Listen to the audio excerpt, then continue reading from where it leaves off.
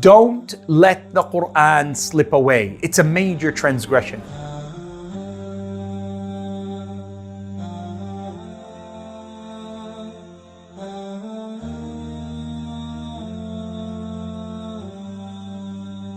The Prophet ﷺ warned. He said, أَشَدُّ شَيْئًا تَفَلُّتًا. Of the things that are quickest in slipping away from you is your memorization and your practice of the Qur'an. That it is more sneaky in its departure than a camel that is left untied, that you wake up in the morning and it's run off into the desert. That's such a powerful image given to us by the Prophet ﷺ.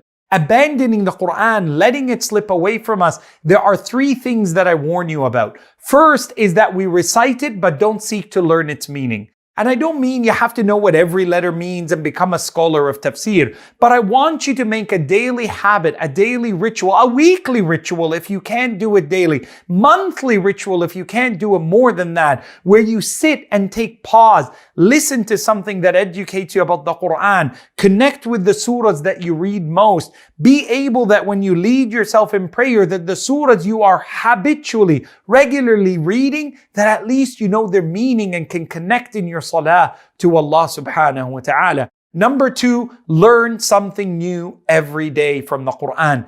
Memorize, even if it is but a word a day. If all you can do is half an ayah a day, that you open the Qur'an and you memorize a new verse from Surah Al-Kahf, for example, Alhamdulillahi alladhi. And then the next day, Alhamdulillahi alladhi anzala ala abdihi. Then the next day, Alhamdulillahi alladhi anzala ala abdihi al-kitab wa lam yaj'al lahu iwaja. You complete an ayah. Finish as much of the Qur'an, connect your life to it, make it a scheduled habit, just like you schedule watching the basketball game and playing your games and having a timetable for your schoolwork and your homework. Schedule a time for the Book of Allah that isn't just asked of you by your parents or by your siblings or your spouse, but something that you connect to the Qur'an on a level that you've chosen to be its partner in life.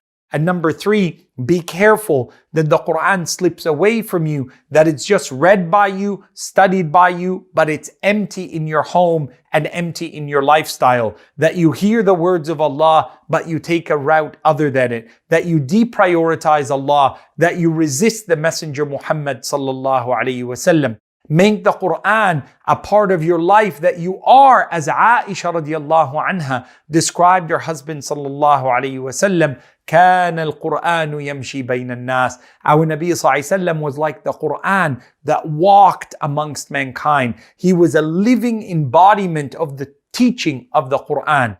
Do not let the Qur'an slip out of your life.